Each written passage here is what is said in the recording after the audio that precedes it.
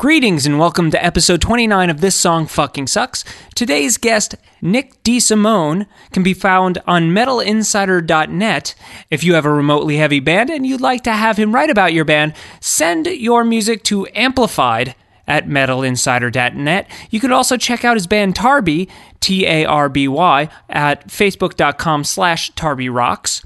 For show things, get your This Song Fucking Sucks merchandise at redbubble.com/people/TSFNS. Check us out on Facebook, facebook.com/TSFNS, Twitter at TSFNSucks, and of course, remember to subscribe, rate, and review on iTunes. That helps us a lot, and if you don't know already, you gotta go and do it on your desktop. You can't do it on your phone, and if you're trying to look for the show, it's tough to find on there. It'll be fucking F******ing, or you could just look up my name, Jeff Kalmbach, Kalmbach. You'll find that. You'll find my record. You can download everything. You can shove them up your ass. It'll be awesome. Baby, when I think about you, I think about love. Darlin', can't live without you and your love. Today we listen to Feel Like Makin' Love by Bad Company, and this song fucking sucks.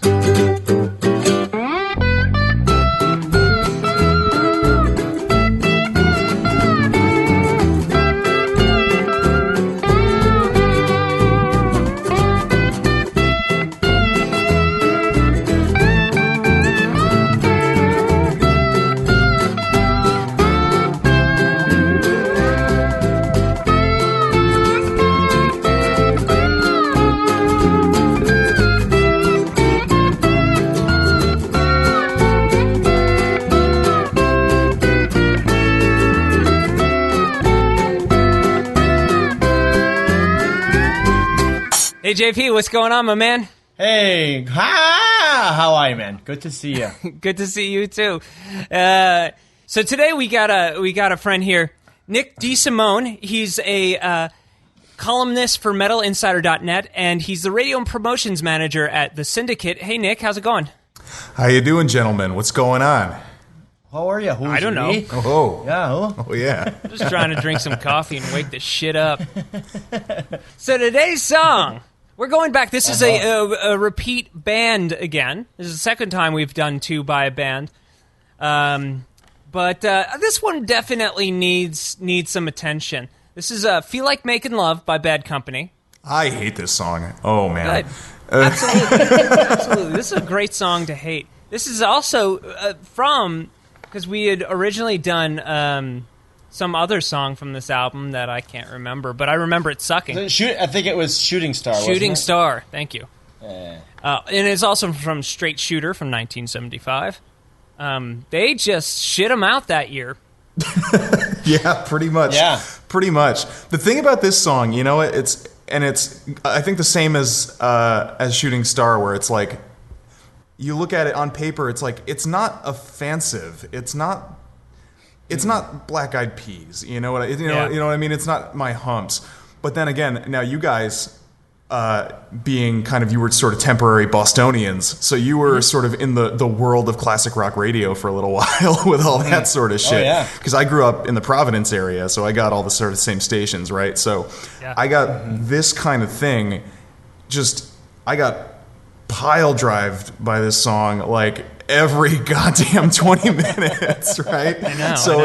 So even though it's not that bad, even though this is such a placid, lame song, and and basically the Cliff Notes version of this whole thing is that it's going to be such a placid, uninteresting song. But then every time I hear it, I'm just like, God damn it! I'm like a blue card away from putting the fucking gun in my mouth. It's an interesting one because it's one of those ones where there are elements that are not horrible. Yeah, exactly. But I disagree. I fully disagree.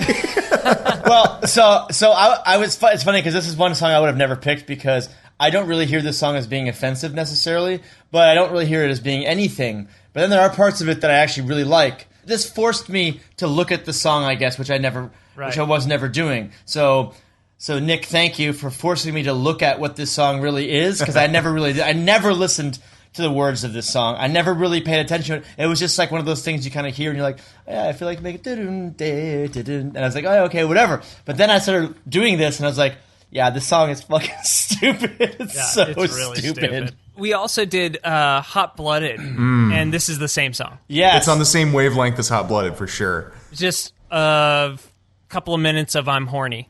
Yes. Which I really wish was the song. I wish it was just like... Hot Blooded, sure. This one doesn't even do that right. And that's the thing, is like, man, so, I mean, tell me if you guys agree or disagree on this. Rock and roll, right? Just the broadest spectrum of like rock and roll. What's the point of rock and roll? Chicks. Yeah. Right? Exactly? Yes. Yeah, so, of course. Okay. This is the least sexy song about fucking I've ever heard that I think's ever been made. Right. What it sounds like to me, it sounds like morning sex. Like you wake up and you have your morning wood and you're horny, but you're like, oh yeah, I really want to fuck you. 'Cause here's my morning wood. Like, and then you're like, and then finally, and you just kind of like slowly wait to wake up a little bit. But then when he rolls over, it just kind of rolls into the chorus. There's no excitement. It's like, and shotgun, yeah, put that, yeah, stick that, woo, thrust that fucking cock, yeah. I don't even think it sounds that excited, man. I think this song. Oh, you're is right. Like, you're right. This to me is like Paul Rodgers' girlfriend that he like wasn't really that into was like, write a song about me, and he was just like, oh god, okay, Christ, fine, baby, when I think about you, I think of like, that's it. It is so phoned in. It's a sleeper. It's a total sleeper. Yeah. I want to take a look at the intro. That's one thing that I'm kind of on board for. It's not bad. It's not like the best thing in the world, but I think the acoustic guitar is pretty cool. The ukulele? Yeah, the uke. Sounds like a uke. It's jangly. Yeah. See, I think that's wrong. I think that was like that was the first thing. Nick. That was the first thing I put down. Was like, all just no context, just farty dad jangles was the first thing that I wrote. Was like just tonally speaking, it's like this is supposed to be like a I feel like making love, and it's just like this jangle, bam. It is not that. Like, it is not that. Yeah. But I'm fine in the intro part of it. That jangle's fine. But once that verse comes in, that verse is just no good. It's no good. It's just he sounds like so lethargic. He's just like fuck. Paul Rodgers was 26 when this song came out. I did I looked at made sure I checked on the numbers about this. Paul Rodgers was 26 when this came out, and he sounds like he's about to fall out of his fucking wheelchair. Yes. Like it does. He couldn't sound more sleepy and bored. An old man. And I'm like, listen to that. Like, how the fuck did this guy end up singing for Queen? Yeah. Well, he does have a great voice. He just can't write lyrics for the life of him. Yeah, we'll get to that. Maybe he can. He just refuses to. I don't know. I can't say. I've never heard it, but they're terrible. Unanimously, every fucking song. Free? Give me a fucking break. Every song is fucking horrible. Mm-hmm. Also, the verse melody, too, is just the same thing over and over again. So it's really boring. And there's absolutely no build into the chorus. That's what I was saying. No, it just hits you on the head. It sounds like morning sex. It sounds like you're just trying to wake up enough just to get your dick in. That's what it sounds like. There's no fucking build whatsoever. It's just like, and action. Yeah, and what I was going to say is the music matches his tone of being bored. The music is boring. There's just typical boring, like phoned in classic rock, easy chord progression, nothing to it, stupid. Yeah, they stick to the jangles the whole way through, which is, again, it's like, it's so unsexy. Where it was just like, as I was thinking to it, it's such it's a bad chord, just in terms of you guys are pro musicians. It's like the texture and the just, doing certain things to get certain atmospheres and convey certain feelings. And that's like not, it's just fully wrong. You know what I mean? Yes. It's like the guitar player, he sounds like he was having he was mid-overdose when they put him down. It was like he's like nodding off, and they're like, no, you got to go track. And they just threw him into the booth. Like, just get it done. Whatever you got, whatever, we'll use it. Fuck it. We'll just use it. It's very like, it's like my first guitar song for old men. You know, it's very dad jam kind of playing. It's like, my dad plays some guitar, and it's just like, DCG, good for you. You want a fucking medal? The one thing I really do like about the verse, and actually every part of this song, is the drums and the drum recording. Yeah. The drum recording sounds fucking awesome. This era of music, though, 1974, right? This is what this is? Yeah, 75. The drum sounds are so fucking cool. Yeah. So, like, even that when it has the stupid jangles, right when you hear the drums, you're like, oh, those drums sound cool. That's what my ears do every time I hear it. But that's the only thing cool about the song. And the other thing I was going to say was this. I was going to say, why the fuck do all of these bands from the 70s that live in Britain play country music? I don't fucking understand how these guys... Why are you playing country music? I don't get it. Why are you playing country music?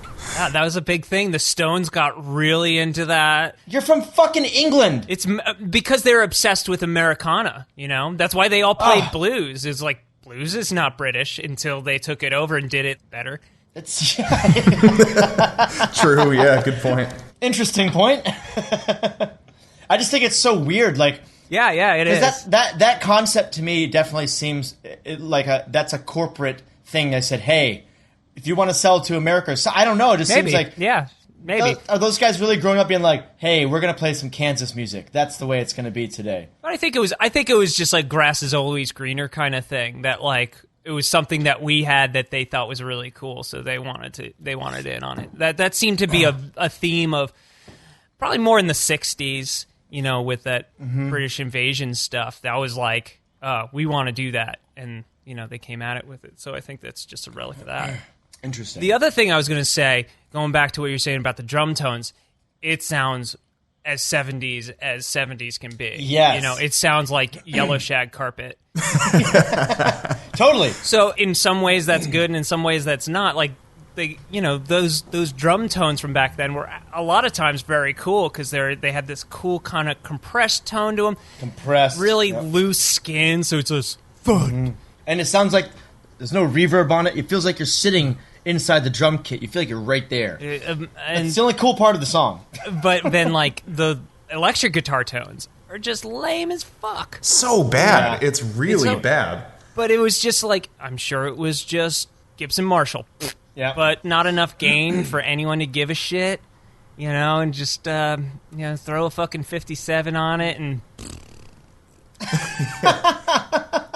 there was still kind of this figuring out how to make rock sound cool going on, even though it already had, in a way, because, like, if you think about it, like, I guess Led Zeppelin 4 was in 74 or something, you know, that sounds fucking amazing.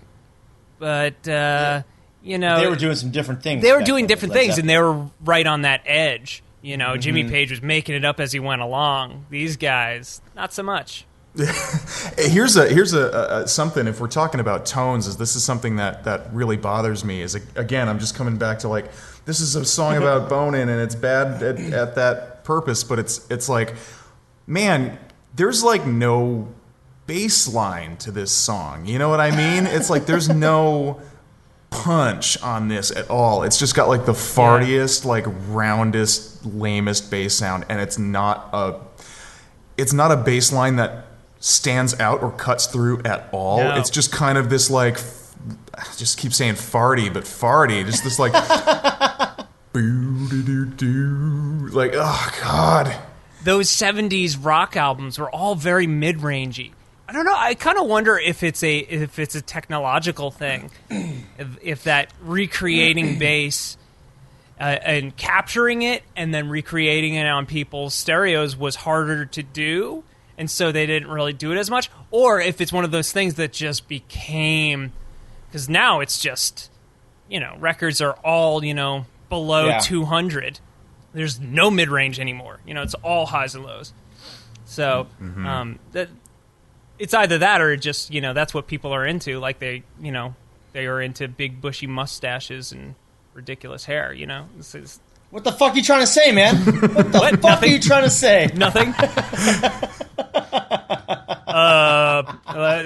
Patch pants. How about those Giants? Who?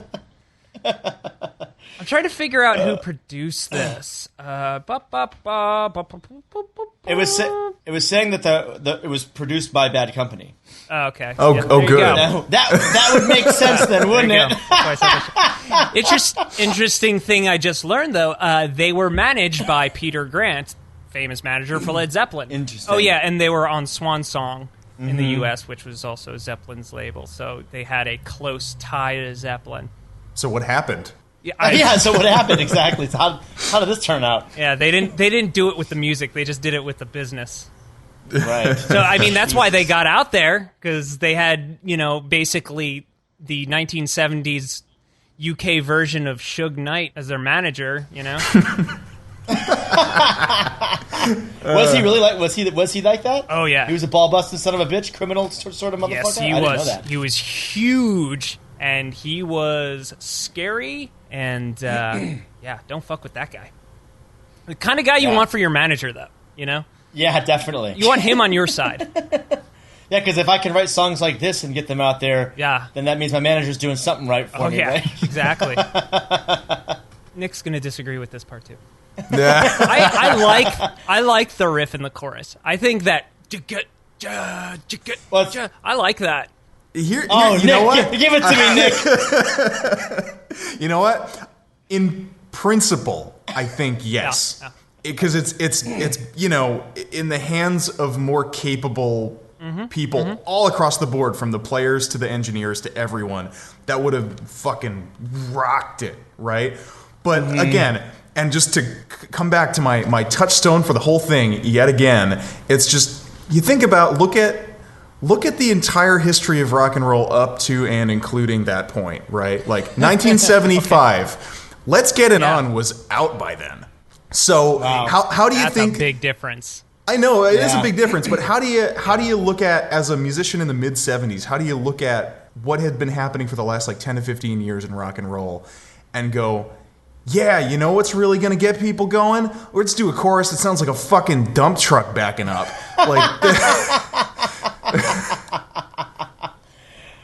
Let's just miss the point altogether. Yeah, I think if you thought of the song as Spare Parts and redid it, you could work it into something.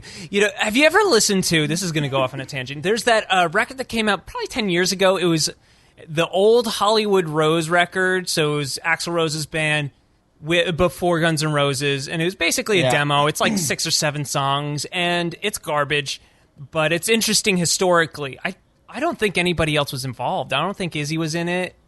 Some kind of more speed metal-y guy on guitar. It sounds terrible.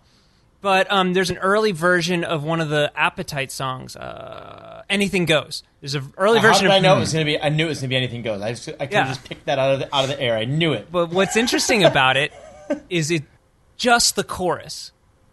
It kind of has a little bit of the riff, but the verse is completely different, and it's horrible.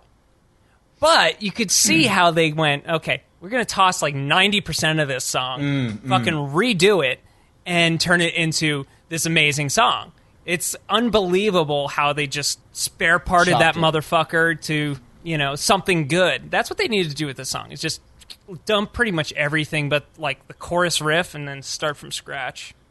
Well, I just feel like the chorus riff comes out of nowhere anyway. It does. It just all of a sudden, you're there. And you're like, okay. And it sounds like a pelvic thrust is what it sounds like to me. It does. What's happening to me? But a tired one. But it's a tired pelvic thrust. That's why the whole thing sounds like morning sex to me. and then after the first chorus, they go into the... Yes. After the first chorus, they go to... Or wherever there is, they go to that solo thing. That thing's so weird. It's wicked mellow. Yeah, it is. It's the harmonized thing. It's so it's easy listening all of a sudden. Yeah. After you were just thrusting your pelvis, it's just I don't know. I guess normally the juxtaposition of parts is like okay with me, and I kind of dig that thing. But I guess so for this song, odd, it just doesn't make sense in this song. It's weird. It kind of fucking ended up weird. I also think I take issue with the term "making love." I think it's weird and old. You know, that's what people in retirement homes call fucking. You know? Boy. Yeah. Oh, we were making love. Sweet, sweet love. It's like saying making whoopee. You know, that just makes me cringe, man. That's no good. That's not good. It's not rock and roll. Bumping uglies. Yeah, just say like, you know, I feel like fucking butts. yeah, that would be perfect. That would be perfect. Yeah. Something gonna throw up over there. Because he's still thinking of ladies in the fucking retirement home. Oh, I can't get clean. Let it all out. Let it all out. Oh God. I recently also discovered that the Great Weird Al did a cover of this, one that I don't believe ended up on any album. Really? It's out there. Yeah. Because I couldn't find it on any of the records, and I didn't believe it. I saw it on Wiki, so I looked it up, and he did it on an episode of Dr. Demento's show real early on, and it's called "I Feel Like Throwing Up." Which is just perfect. There you go. Which is exactly what Nick looks like he's about to do right now. The Great Al says it all. That's incredible. I didn't know that. I own I know almost every Weird Al Yankovic album, and I'll admit that. And I would have seen that somewhere. Yeah, it's I found a thing on YouTube, and it's just an early appearance on Dr. Demento, and he does a couple of tunes where it's just verse chorus, and none of them I've ever heard before. So, of varying degrees of quality, but still interesting for the Al fan. Yes. Another thing that I found very interesting on the interwebs about this, I was listening to it on YouTube, and I started, going through the comments, and I read this little comment here that I found very good. So this is all in lowercase letters, mind you. That's important. I miss banging my ex to this. And because of this, just a good fucking jam, too. And that's by The Fuck Yourself. Dude, I love YouTube, man. YouTube is the great... Have you ever... This is my favorite thing on YouTube. Fuck? Is just like, if you ever look on... Go on, like, relaxation music, like yoga music on YouTube, and see how long it takes for the comments to devolve from, like... I really like this. This is so relaxing. To like, Hitler was a sensitive man. Like, Jesus Christ. Are you fucking serious? Why are you like this? That's awesome. Trolls, man. Trolls. I've actually, now that you say, I've never even ever read comments on any fucking YouTube thing in my life. It could be funny. I don't care about comments and pretty much on any of these kind of things, but now that I just pulled it up and just found the one you're talking about and reading these now, like, people... What the fuck is wrong with people? People are fucking crazy. It's hilarious. I think I'm going to make that a new little thing, too, on the show, is just, like, find a few crazy YouTube comments in relation to the show and to the song, and that would be really cool. Yeah, that's funny. That's some funny shit right there. Good. Yeah. Here's another thing about the tune. He's spending all this time saying how he feels like making love. And I'm like, no shit. Who doesn't want to fuck? Is there somebody going, like, why would you write a song about... I'm too tired to hump or something. I mean, it's just like, I don't know. It just seems like a default stance to take, I'm horny. I want to do it. It's not necessarily worth a song. He's not even specific about it. That's the kind of the shittiest part about it is like once you kind of get started on the lyrics, it's like, when I think about you, I think about love. It's like, that's all you think about? That's all you got? Like, wow, yeah, the panties are just flying in off stage, man. That's just... But the bad news is they're granny panties, Jesus and Christ. They are not clean. Ugh. It's so middle school poetry. Yeah, totally. First of all, rhymes love with love. Yes. No. Yes. No, you don't. And you with you. You with you, yeah, exactly. You son of a bitch. That's bullshit. But I've said it before, ending a line with the word love is very dangerous. Because there's like two words that rhyme with it, and they both suck. Glove. Glove and dove. Just the putting on the rubber gloves. I know. But that would be interesting. That would be interesting. I would like to hear that version of this song. I'd rather hear that song, yeah. Yeah. Like real weird fisting shit. Darling. I'm into that. Yeah, that'd be awesome. And then you got Darling, Don't Live Without You, okay? That doesn't make any sense. Doesn't make any sense. What? Ran out of not enough syllables. There's a preposition missing from that. Yeah. You couldn't fit want to in there because you didn't have enough syllables. Try harder. And if I had those golden dreams of my yesterday, It could be something. Not terrible. It could be something. Yeah, it could be something if he took that and did something with it. You know what I'm saying? The next line shits the bed so hard. Exactly. I can't believe it. Because he set something up, that idea isn't really finished, right? If I had those golden dreams of my yesterday, you go, yes, if you had those, what would you do? Tell me more. I would wrap you in the heaven. Oh, tell me less. Yeah, exactly. You're missing a plural, because that's like a vaguely like wrap you in the heavens. That's like, oh, that's cute or whatever. That's almost something. It's almost something. And then the last line is... Yeah, and feel it dying all the way. What? That doesn't mean a goddamn thing. That means he's losing his boner. Yeah, that's because he brought God into the story, and then he loses his boner. Very loosely.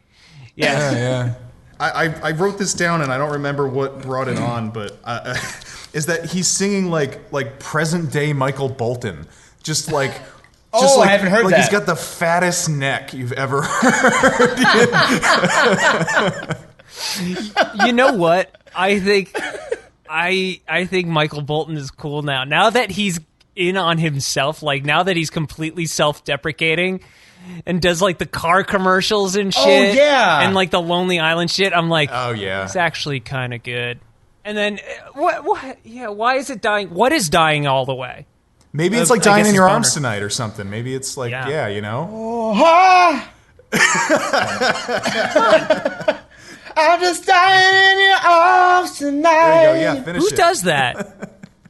I don't know. Must have been some kind of deal. Some 80s one-hit wonder. Yeah, probably. I'll find out now.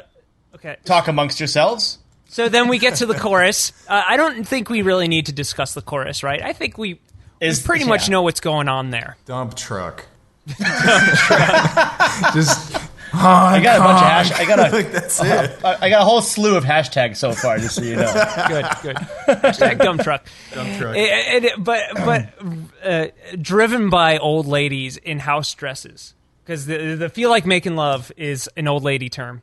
Yeah. To me. Oh yeah. And then verse 2, only 2 verses, because we can't try that hard. Yeah. Baby, if I think about you, I think about love.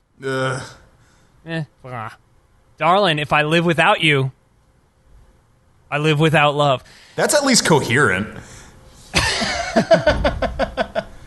Yeah. Yeah, but it's very bad. And it's just so stupid. Yeah, sure. He's not trying. He doesn't give a shit. He's like, I can change a couple of words from the first one.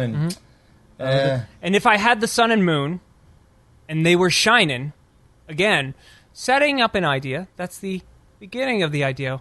What would happen if you had the sun and moon? Paul Rodgers setting it up for the spike, and is he gonna fucking touch that ball at all? Probably not. Sports metaphor. That was a rhyme in itself. I understand. Sports metaphor, that rhymed at that, as a matter of fact. I understand that sports metaphor. Way to go, Nick. That's good. I would give you both night and day. Love satisfying. Which is the clunkiest, most word salad way to say, girl, I'm going to bang you all day and night. I hate this. This is all I did.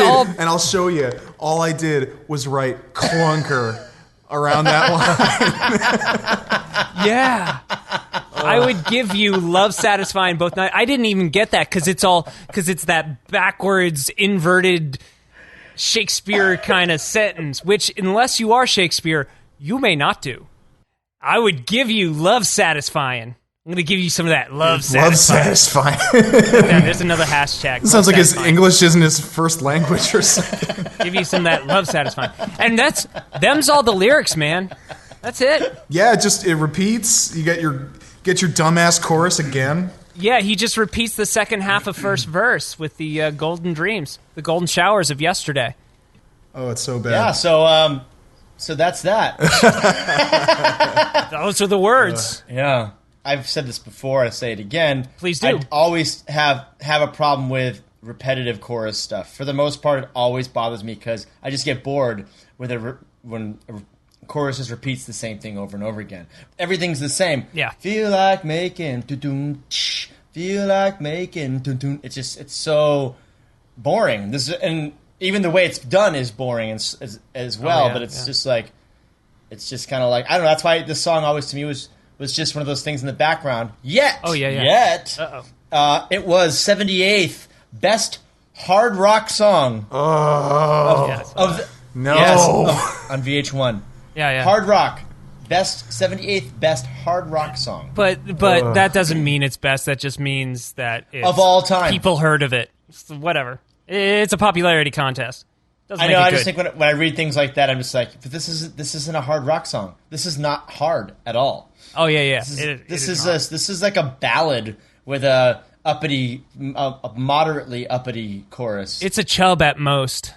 Yeah, exactly. There's no boner here, except for the morning wood.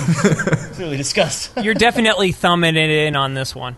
Yeah, thumbing it. Nice one. That's bad. Oh man. And then a guitar solo. Ooh, that's a bad guitar solo. It sure is. You know, again, just more 70s than 70s. It's just mud bucket tone, going in. It sounds like probably like neck pickup with the tone rolled back. So sounds it's just like a neck pickup to me too. Some shitty delay on it too. Right, yeah. It's got a little reverb, not reverb, a little delay, tape delay. You can hear it crackling as it dies off. That piece of it, if it were on like a cool guitar, it would sound good, but it's not. So there's nothing terrible. Punchy or immediate let's get it on about it at all. And the licks are just fucking pedestrian as fuck. It's just like this guy was in Mott the Hoople. It's like he should be good. Dude, the bass player was in fucking King Crimson? Yes, he was. I know that's the weirdest thing about what you said about the bass was like he's from King Crimson. So how do you not fucking know how to play cool bass on this shit? But then again, he was in the King Crimson before Adrian Belew and before help me out, Peter Gabriel guy, Tony Levin. And the other thing is that Mick Ralph's the guitar player. Yeah, he was in Mott the Hoople, but he wasn't really in the Mott the Hoople I love because the stuff that I really like by them is basically came all after the Bowie thing. And then the early stuff is like, not that good. Maybe he was the problem with that band. I think there's a lot of problems with the band. Yeah. Yeah, almost all of it. Yeah. So, guitar solo blows. Ooh, just real good. lame. Super. Again, very, very dad band. Oh yeah, there's that. Play it, Granddad. And then on like all around that, he's Paul Rodgers is doing all his like shitty little riffs where he's like, he's doing the but he sounds like he's gonna fall out of his wheelchair, and it's just like this like Bryan Adams-isms. That's exactly what it is. He's doing his shitty little Bryan Adams-isms. Thanks, JK. And then I had a timestamp of like it's like 4 minutes and 8 seconds, but I think he does it a few more times where he just goes woo in the back and like fuck you. Woo! Oh god. I actually had something about the woos as well. Oh, that's so bad. It's like those woos. Wee! Those are the things that when you're at the show and the singer's like woo to get the audience. Finger guns. Point at the audience, do the little finger guns. Yeah, exactly. Finger guns at dawn. Woo! That's great. You guys ready to go over to some lyric rewrite action? Oh yeah, sure. Hang on, let me get my stuff here. Cool. So what hashtag are we going to use for the lyric rewrite there, JP? I think hashtag clunker is a great one, personally. I like that one. Hashtag clunker. I love clunkers. That's so good. Yeah, it's so true. Hashtag clunker for your lyric rewrite goodness. JP, you want to go first? This is probably my least creative of all my lyrical rewrites, but well, it's one of the least creative songs we've done, so that helps. I normally wouldn't keep a lot of the same words in the lyrical rewrite, but with this one, I was inspired by some recent news about our now current president of the United States, and so you can probably see where I'm going with this. But topical, baby, when I think about you, I want to drink your suds. Darling, don't pee without you and your suds. And if I had these golden showers of a yellow day, I would spray you like a sprinkler and see you soaking all the way. Oh. Woo! Woo! Woo! Woo! Hashtag finger pistols. There had to be some golden showers action in this song, regardless of current events, because it's a pretty golden showery song to me. Yes, true. I think it should be. Nick, what you got? Well, yeah, all right. So JP, you kind of beat me to the punch. Oh shit! I'm sorry, buddy. I had like I said, it's so golden showersy. You got to do it. I had to call back to the old, the podcast favorite here. It seems to come up an awful lot. So it was, but I was playing off the angle of maybe he's not that into it. So, so baby, when I think about you, I don't think about love, darling. Don't want to kink shame, but this is gross. Don't want no golden shower, but you're guilting me. Let me put down a sheet of plastic so the carpet won't get wrecked. Feel like wearing gloves. Yeah. Dropping in the rubber glove from earlier. Bringing it back around. Oh, yes. That's it. That's the way to do it. Nicely done. Well, I like that because it's a different approach to there's golden shower references, but it's about a greater thing than just the golden shower. Right, because mine's all about the golden shower, and your golden shower is just simply a part of the act. Yeah, it's if I have to kind of vibe. It speaks also to the feeling of the music, the feeling like, oh, I actually feel like I don't want to do this, but you're forcing me to. But you know what I kind of feel like if we went to the chorus on Nick's song, I'd be like, I feel like fisting butt. So much butt stuff. So much butt stuff. An added lyrical rewrite to Absolutely. There's a lot of things we can do with the chorus. Addendum. So mine has nothing to do with anything. Shocker. Gravy and a side of mayonnaise and Fruit Loops for lunch. Marlin on sale on Monday for my lunch.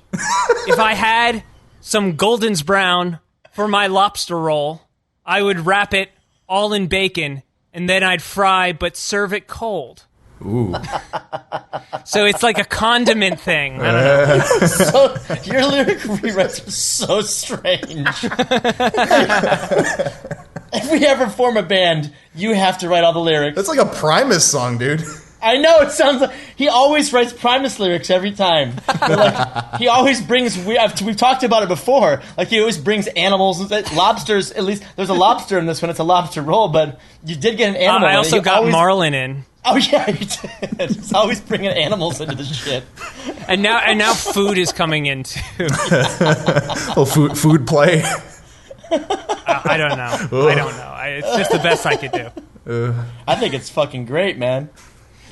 So again, we're doing hashtag clunker for lyric rewrite. So send us your lyric rewrite, and we will do something with them, and it will be exciting and new. Yes. So let's figure out, what have we learned today, children? Try harder. Just put in some effort. Number one, try harder. Just a little bit of Yeah. effort. If you That's all set the it bar needs. low enough, you're never going to be that disappointed, but I'm still, very disappointed. They are bringing the bad to bad company. Yes. I learned today that if you make a chorus that sounds like you're backing up a truck, you could have the 78th best hard rock song of all time on VH1. Yeah, there you go. You too could have the fame and prestige of the 75th. You fucking. That's what I learned today. Oh god. I guess I learned that Paul Rodgers just wants to fuck. But not that much, though. But not that badly. Gently and at a medium pace.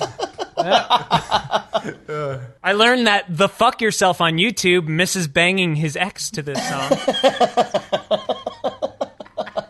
Hashtag morning sex. That one's on there. What other hashtags did we get for today? I have a bunch of them today because we got hashtag unsexy jangles, hashtag bad at sex song.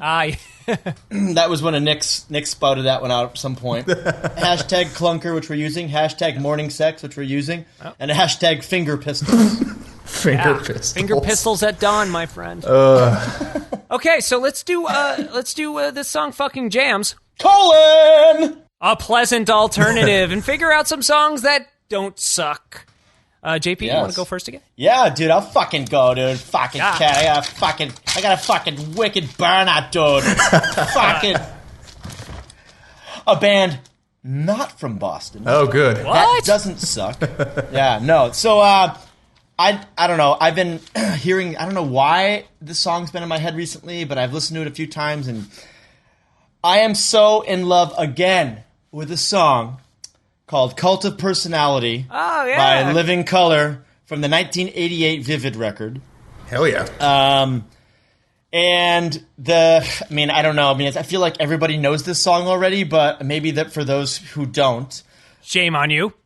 Yes, come on. I remember when I was a boy living in Graz, Austria over there, and it was crazy. And there were all these... So when I was a kid... Have you heard his band, Nick? Have you checked out Schwarzenegger yet? Okay. So you know this isn't just a random thing. I know. This is a running thing. Yeah. Sometimes it just comes out of me. It's very strange. I don't understand what happens. But so when I was a kid, I remember I was a total MTV kid. I was so in love with watching videos on MTV, which is what made me want to go to music school and be a musician. So I remember when I saw the video for this, because it was in the 80s, and I was a huge Guns N' Roses fan at the time. So I was just a little boy. I was like a little kid. It was why she ever bought me Appetite for Destruction is beyond my understanding. Because I'd listen to it all the time with, all the swears. She was a young mom, so I guess maybe she liked it too. I don't know. But then I remember, all the bands back then were all these hair metal bands. They were all white guys that looked like women. Oh, yeah. And then this song comes on, and they're all black dudes, and they're fucking, everything is like on 11. And they're just, everything is screaming in your face, and it's like, the guitar tone is, it's literally sounds like it's cranked as high as, the gain cannot go possibly any higher for the guitar tones, and the drums are massive sounding, and even Muzzy's bass is like, it's like, everything's in your face, and then Corey comes out, and he's just badass balls to the wall, yell singing with like this cool soul blues thing, but singing over this, I don't know, punk metal riff thing that they're playing. It's so funky and so cool and so powerful, and the lyrics are just fucking amazing. And they're saying something, I distinctly remember the body glove suit of him headbanging in that body glove suit, and I was like, this is so fucking awesome. Like I remember being, ever since I was a kid, like if it's different, I'm into it, because like if it doesn't follow the same mold, then I think it's cool. And everybody was in there, and I realized that Vernon Reid is not the most amazing guitar player, but what he does is kind of appropriate to what the music is. It's just, let me see how fast I can move my fingers in this solo, regardless of what notes I'm playing. Yes. Or if they're in sync or sound good. Yes. Like he's not even necessarily in time. It's just like he's just burning through it. Like it's sort of punk rock, and it's punk rock really. And that is one of the influences in their music. But one of my favorite things is shout out to Will Calhoun, who is a former Berkeley grad who graduated with honors, and his drumming is just fucking always awesome on these records. Never mind the fact that they sound like, it sounds like fucking thunder on this album. It's just like, and it's like kind of a progressive song. A little bit, yeah. It's got a progressive quality to it that when you're starting to learn it, you're like, wait a minute, this isn't what the fuck just happened there? Into like 7 or some shit. Yeah. I don't really play in cover bands because I don't really like it's hard for me to, as a singer, it's hard for me to find my identity in it because you're constantly changing the band, and then it's like, okay, and when I'm singing this, am I Axl Rose, am I Vince Neil? It's really hard for me to do it because I have big personality in my bands, and that's what I do. Trying to put me into a cover band, I have a hard time figuring it out, though I have played in cover bands. So I joined this cover band a couple of years ago, and they asked me if I wanted to do any songs. So I was like, yeah, let's play Cult of Personality. Because Nice. I've always wanted to sing the song, and I know I can sing it because it's like my range, my styling. So I was like, okay, they're like, okay, and they were really kind of weird about it. Uh-oh. And then I realized the first gig we played was like this weird sort of, it's California, so it's not really hick, but it was this hick sort of bar in Long Beach where it's all white people, like biker dudes. And so that was why they were skeptical to play it, because it's like they know Cult of Personality is like a black band song, and they weren't sure how it was going to go over. They kind of told me after we did it. They didn't tell me until we did it, because they were but we fucking killed it, and the place went nuts. So I was excited because it was the first time I got to play the song live, and I was super into it, and the band killed it because all the guys in the band were like 20 years older than me, and they were fucking amazing players, and the audience loved it, which I didn't know that was going to be a surprise. I was just happy the audience loved it. But afterwards, they told me, like, we weren't sure how that was going to go down, because, it's a very white audience. And I was like, I would have never put, like, any of that together because I just don't think in those terms. But, yeah, it was a sort of like a crowning achievement of my Cult of Personality life. That from a little boy into a man. It's a great thing when there's a song you've always wanted to play and you get to do it and it comes off and it happens right. Yeah, it happened right. That's a great tune. Love that tune. Love that riff. Great slapback on it. Great tune. What is it, 1990? 1988. 88. Wow. Man. Still the 80s. It's old. So I was just trying to think of something that would be relatable to older music, because I always pick fucking random shit when I'm doing this. So I was like, let me go back in time and pick an older song. Oh, that's what's 14 years later than the one we picked. But I listened to this album, this Vivid album, like I wore the tape out. All the writing on the tape was worn out. I loved this band. I still love this band.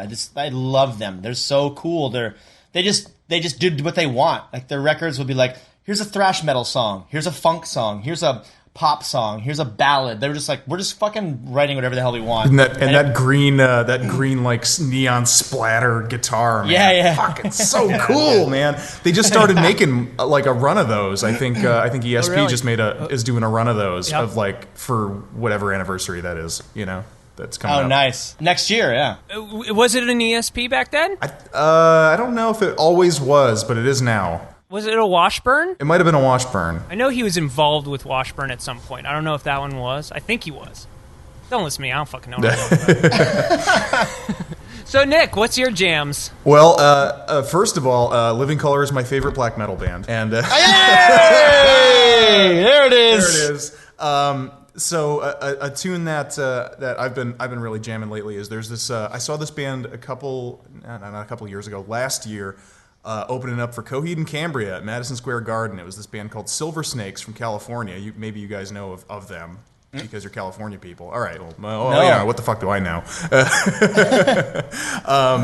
But they were cool up until this point. They were like a real '90s throwbacky, like Failure kind of band. Oh, cool. And that was already pretty neat. But then the main guy in the band was kind of like, you know what? It's like we're metalheads too, and we like industrial music. And so there's like the song that they put out a record last year called Saboteur. There's a tune on that record called Devotion. That's my stone cold fucking jam for like 8 months now, where it's like electronics to kind of start it, and it's real moody and cool. And then there's this it's all like down to G, and it's just this like big fucking fuck off like Godflesh riff, just like, you know, just massive all of a sudden, and then it's like, now pull it all back, and we're gonna make you feel some fucking feelings. Oh, nice. Okay. And it's like the Feelings, full package. The whole record's really good, and it covers a lot of ground, right? But that song in particular, I think, is probably the best on the record, even though it's not even necessarily the most lively one on there. But man, that's a good tune, man. Well, I'm excited because I've never heard of Silver Snakes, and that gives me a band I've never heard of to listen to, because I'm definitely looking for some new music these days. That definitely sounds like something I want to check out, you know? Mm-hmm. Me sounds too. Enticing. I already have my hashtags, okay? Sorry. Can't help it. I'm enticed.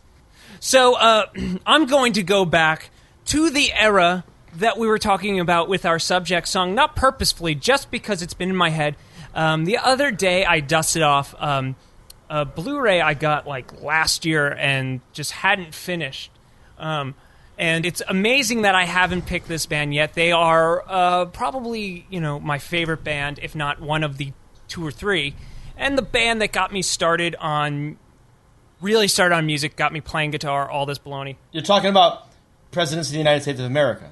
Presidents of the United States of America. And that's why I started taking all the strings off my guitars, shoving corn husks up my ass.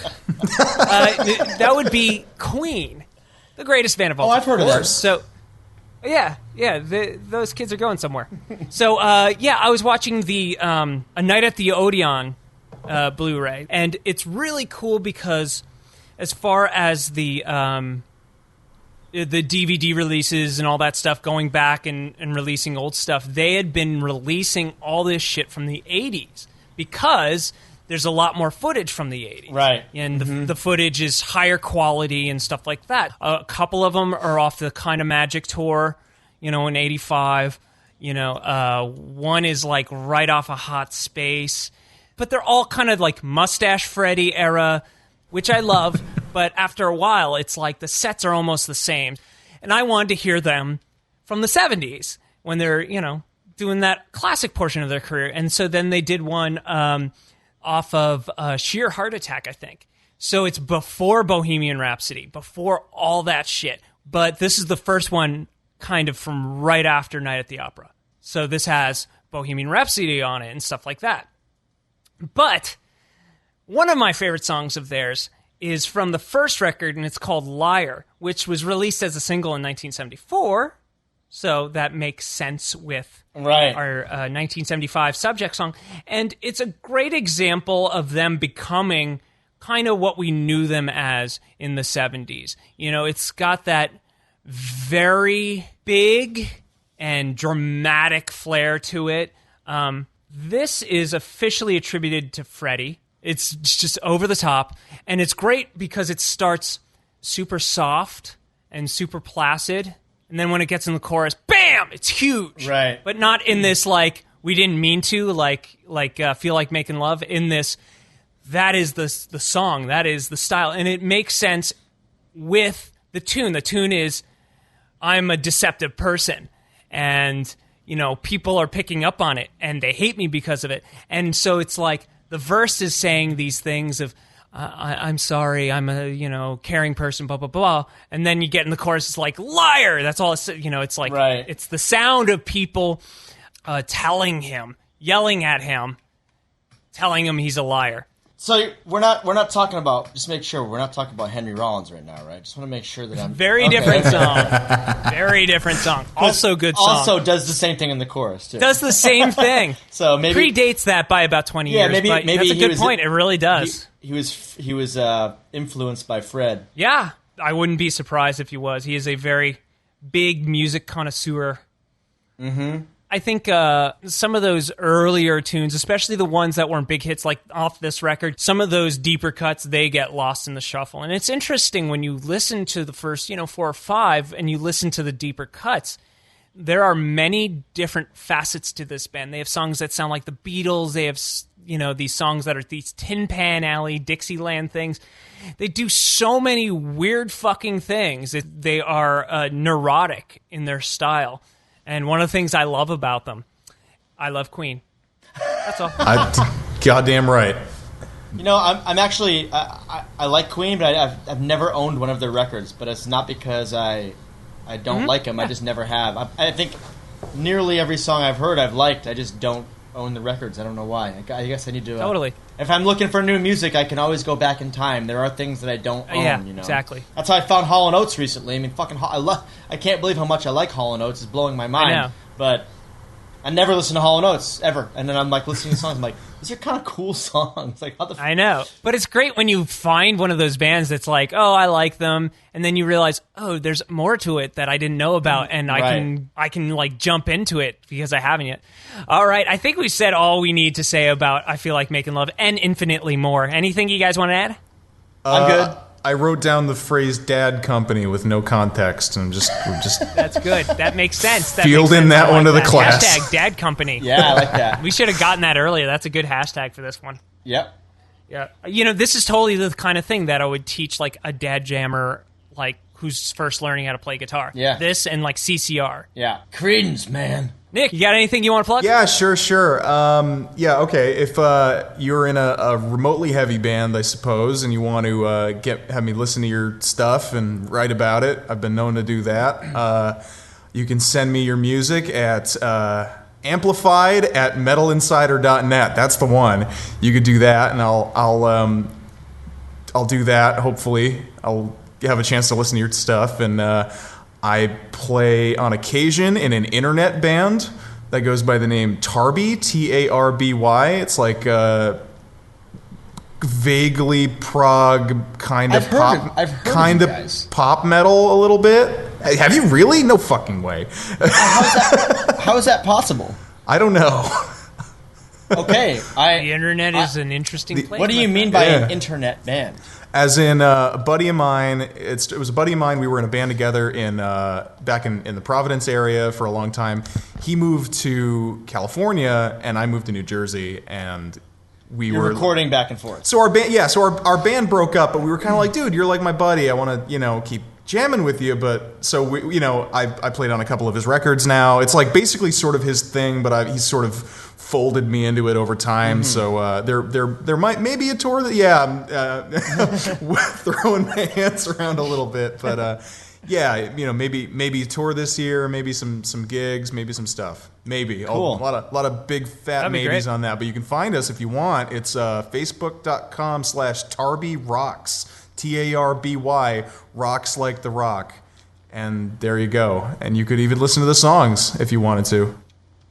Awesome. We definitely will. I have no idea how I've heard it. I've definitely seen that name somewhere. I know it. So that's insane. That's cool. I have to know where. You got to tell me later. Yes. But you got, JP, you got anything coming up? Well, I got, obviously Schwarzenegger.com, although we're working on recording the song Pumping Iron. So we've already written it. We're tweaking it up. We've already played it at our last show, but now we're going to be recording it. So we'll be releasing a single soon. The new year has started, so it's going to be, I'll have more information about other stuff coming up.